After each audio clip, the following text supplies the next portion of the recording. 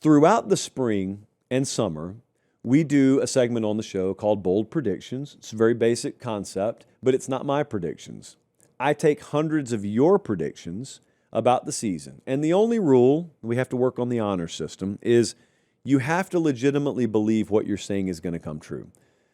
You submit them, and I put a 1 to 10 rating on the prediction. It's just like a boldness scale. The higher the number, the bolder I think the prediction is. And the rule around here is anyone who submits a prediction that rates 9.5 or higher on the boldness scale and hits wins a chalice of supremacy.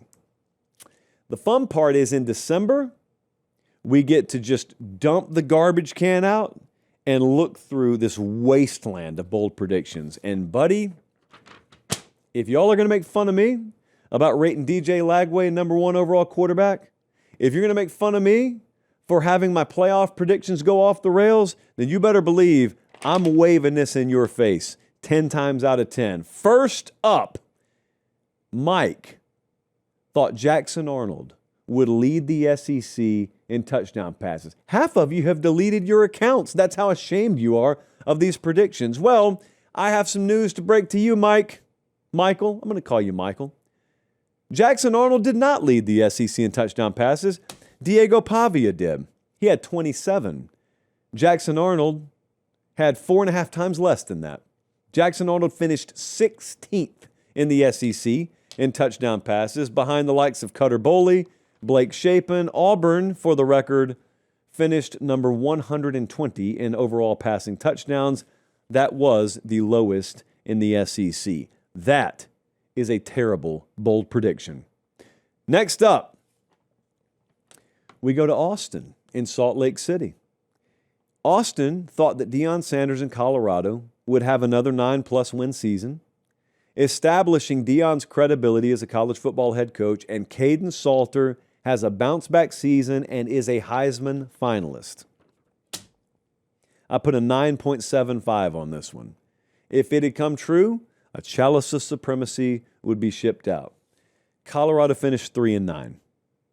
Their wins were against Delaware, Wyoming, and Iowa State, and that Iowa State team was without like every starter. Still pretty inexplicable, though. Colorado did not win 9 games. They finished with the second worst record in the Big 12.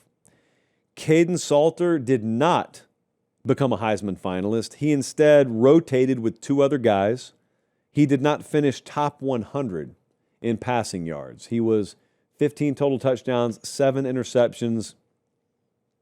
So this one crashed and burned into the mountainside.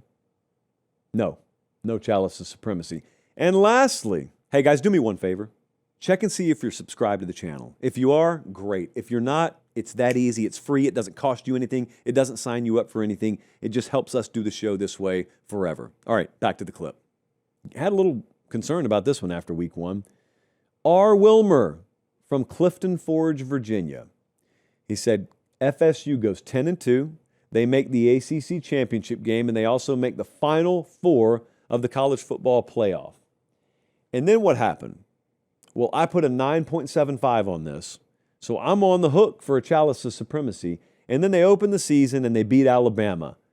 And I'm like, uh-oh. I mean, this is the ACC. If they can beat Alabama this soundly, they got a really good shot to make it. So they started hot. Yes, they did. Then they lost to Virginia, and they lost to Miami, and they lost to Pitt, and they lost to Stanford, and Clemson, and NC State, and Florida, and it was a 5-7 season. So they started 3-0. Then they went 0-4. They lost 7 of their final 9. The season that began with an upset win over Alabama ends with the athletic director having to make a statement that we're not firing Mike Norvell. And what wasn't included in that statement, but ended up being true, is they tried to go hire Lane Kiffin. And if he said, yes, they were going to fire Norvell, but they couldn't get Kiffin. In other words, and otherwise they didn't want to pay the kind of money that it was going to take to buy Mike out. So he's still there, but no one really believes that it's going to work, even though the statement said they fully stand behind him, but they really don't because they tried to get rid of him. They just couldn't get the guy they wanted to replace him. So it turns out this did not come true. Florida State not going to be in the playoff Final Four. That was fun and very cathartic for me, even if it wasn't for you. But I need that this time of year.